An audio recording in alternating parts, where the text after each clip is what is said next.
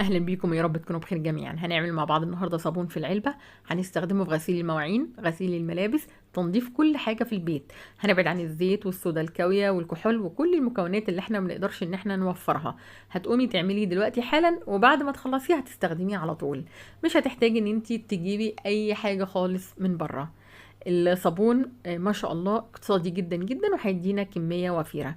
كل اللي محتاجاه منك بواقي صابون البشره اللي متوفر عندك، سواء بقى كان صابون صحيح لو انت ما بتحبيش تستخدمي براوي الصابون. صابون الدوش دايما بحسها فيها صلابة حلوة قوي، هي وجوي، بس جوي يعني مقاطعة دلوقتي، فخلينا في دوش. الصابونة دي سعرها 10 جنيه. استخدمت صابونة ونص صابونة من دوش الصغيرة اللي هي سعرها 5 جنيه. انا دلوقتي يعني معايا حوالي 120 جرام من مبشر الصابون. طيب انا هبشرهم على انعم حاجه خالص على المبشره. اي نوع صابون متوفر عندك مش مهم، يعني دوش، انا بقول لكم ان دوش دي بالذات بحبها لان فيها صلابه. يعني حتى لما باجي استخدمها في الوصفات بترجع تتصلب معايا تاني لو انا حابه اعمل منها علب زي اللي انتوا شايفينها دي. طيب محتاجه دلوقتي معلقه كبيره من معجون الاسنان. ومعجون الاسنان من الحاجات اللي اتكلمنا عليها قبل كده وعملنا عليها فيديو 2 حلو قوي في التنظيف. لو شفتوا الفيديو بتاع تنظيف الكوتش الابيض او اي لون، يعني استخدمنا فيه معجون الاسنان وشفنا ان هو بيدي نتيجه حلوه قوي معايا لتر من الميه المغليه. لازم تكون مغليه لان انتوا عارفين ان صابون البشره بياخد وقت شويه عشان يدوب. فبدل بقى ما اخده على النار وافضل استهلك بقى غاز واقفه قدام البوتاجاز والكلام ده كله، لا، الميه المغليه هتغنيني عن اني انا اخده على البوتاجاز. ما نزلتش باللتر كله علشان خاطر اقدر ان انا ابوش او ادوب الصابون معايا بسهوله. لما تكون كميه الميه كبيره يعني ده هياخد معايا وقت اطول ما تكون كميه ميه صغيره ابوش فيها الصابون اللي عندي. ما تخافيش، الموضوع مش هياخد معاكي وقت طويل. هو الصابون علشان ادوبه يعني اخد معايا يمكن اقل من 5 دقايق. اللي ساعدني على كده طبعا ان الميه كانت مغليه. الموضوع مش مستاهل هاند بلندر. هاند بلندر هتبصي تلاقي البوله دي اتملت رغوه على اخرها. فده انا مش حابه ان انا اعمله، ولا خلاط بقى ولا الكلام ده كله. دايما الهاند بلندر والخلاط لما اكون انا عايز اعمل صابون سايل او برسيل جل من صابون البشره، فبقلق من ان هو يتكتل معايا تاني، او شاور جل مثلا او هاند سوب وات ايفر يعني اللي هعمله. بس دايما بيتكتل معايا صابون البشره، دايما بيتكتل معايا، الا بقى اذا استخدمنا هاند بلندر واستخدمنا كده طريقه معينه. فانا دلوقتي بما اني هرجع اجمده تاني، مش اصلبه، مش ارجعه صابون صلب كامل بشكل كامل. طيب انا دلوقتي نزلت ببقيه لتر الميه اللي كان موجود معايا بعد الصابون ما داب تماما. محتاجه بقى معلقتين كبار من الخل. قد ايه الخل حلو قوي، معقم ومطهر ومنظف وبيلمع الالمون والازاز والمرايات. يعني انا الخل ما بستغناش عنه خالص في التنظيف، وكمان حاجه متوفره جدا ومش مكلفه خالص. حطيت ايه دلوقتي علشان خاطر ما نتوهش من بعض؟ حطيت صابون بشره 120 جرام، بشره صابون 120 جرام، وحطيت معلقتين كبار من الخل، وحطيت معلقة كبيرة من معجون الأسنان. أي نوع برضو معجون أسنان، مش لازم نوع معين. هنيجي بقى للبيكربونات الصوديوم أو الكربوناتو، والدول العربية بيقولوا عليها صودا الخبز. طبعا هي برضو متوفرة جدا جدا في كل بيت. لحد دلوقتي ما قلتش على مكون صعب ان انتي تلاقيه او توفريه. كلنا عندنا في البيت خل، وعندنا كربونات، وعندنا بواقي صابون بشرة. وهنبدأ نحطهم على الصابون بتاعنا. هنزل كده بالتدريج، يعني واحدة واحدة. الكربوناتو من الحاجات اللي برضو بتنظف معايا كويس جدا، وكمان بتقضي على اي روايح كريهة، سواء بقى موجودة في المطبخ، سواء موجودة في التويلت. وحتى اتكلمنا عنه قبل كده وقلنا ان احنا ممكن ناخد نص معلقه صغيره كده ونحطها في الكوتش لو بيطلع روايح مش حلوه، الشوزات يعني بتاعتنا لو بتطلع روايح مش لطيفه، وبنسيبها شويه كده وبعدين بننفض كده الكوتش، بنبص نلاقي اي ريحه كريهه موجوده او مش حلوه موجوده في الكوتش، بنبص نلاقيها راحت تماما. بنستخدم الكربوناتو في منظفات، يعني كل تقريبا انواع المنظفات بتاعتنا بنحط فيها كربوناتو، حتى الصابون السائل بتاع المواعين.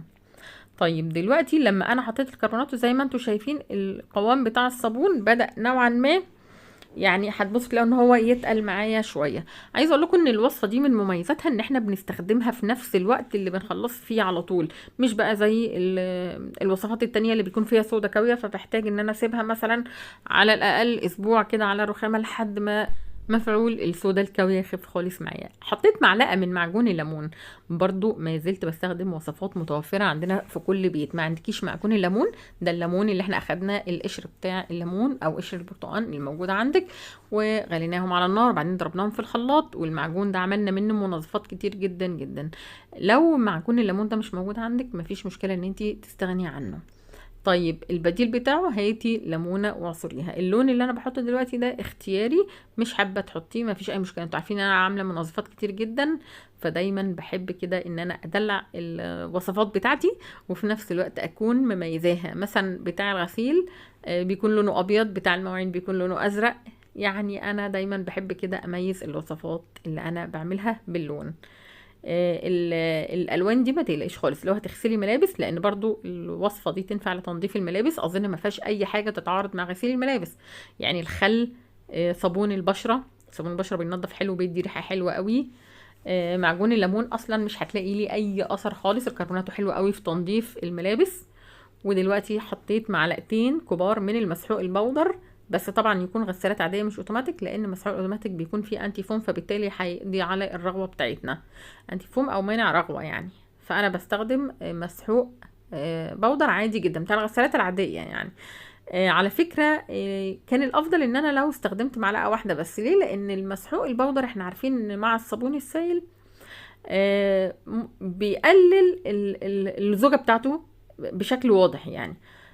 هو كده كده رجع اتجمد معايا على طول، بس زي ما بقولكوا كان الاول فيه لزوجة كويسة. اول ما حطيت معلقتين المسحوق البودر حسيت ان اللزوجة خفت معايا شوية. وكمان كتر المسحوق البودر بيخلي الليفة السائل تبرم او تلف كده وانا بستخدمها.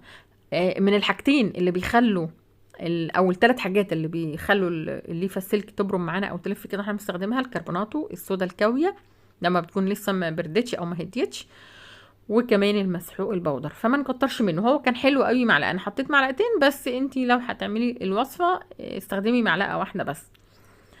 شايفين الصابون اللي وقع وانا بحطه في العلب او في القوالب ده؟ انا ما شلتوش لاني عايزه اوريكم حاجه دلوقتي حالا. بصوا، بمجرد ما حطيت الصابون في العلب، هو الصابون ده بيستخدم زي ما هو كده، ما بتطلعهوش من العلبه خالص. بصوا الليفه دي ما كانش فيها اي ميه ولا اي حاجه. بص الصابون اتجمد معايا، علشان كده بقولك هتقدري تستخدميه في نفس الوقت اللي انتي تخلصيه فيه. ما انصحكيش بقى ان انتي تطلعيه من العلبه يا جماعه، عشان المصداقيه. الصابون ده ما بيكونش صلب متصلب زي الصابون الصلب اللي احنا بنعمله من الزيت والصودا الكاويه، اللي هي الصابونه ممكن تقع من الدور العاشر ما يجرالهاش حاجه. لا، الصابون ده بيكون متجمد، بيرجع يجمد تاني، يجمد مش يتصلب. وفي فرق كبير قوي، علشان خاطر الناس بقى ما تطلعش من العلبه ويقولوا لي ده الصابون جينا نستخدمه بصينا لقيناه طري. هو مش طري وفي نفس الوقت برضو مش متصلب. بصوا بقى الرغوه بتاعته ما شاء الله حلوه جدا جدا. عايزه اقول لكم حلو قوي في تلميع الالومنيوم. ريحته كمان جباره بصراحه، يعني ريحته تحفه. ما تقلقيش خالص من موضوع الريحه، لان في ناس بتسالني بتقولي طب ريحه الصابون مش هتطلع في المواعين خالص. والله يا جماعه احنا حاطين معجون ليمون، حاطين خل، حاطين كربوناتو، كل الحاجات دي ما بتخليش الريحه واضحه او باينه زي ما انتم متخيلين. الاضافات دي كلها مع طبعا لتر الميه اللي احنا حاطينه، مع بقى معجون الاسنان، مع الحاجات دي كلها بتخلي ريحه المطبخ كلها حلوه. تقدري برضو تدوبي حته كده وفي ميه سخنه وتحطيها على الميه بتاعت مسح الارضيات، هتنضف حلو جدا. قومي دلوقتي حالا جربي الوصفه، استخدميها زي ما هي كده في العلبه عشان ما توسخيش ايديكي. انا خلصت الفيديو بتاعي، يا رب يكون الفيديو عجبكم. وما تنسوناش بدعوه حلوه ولايك واشتراك في القناه، واشوفكم ان شاء الله على الف خير.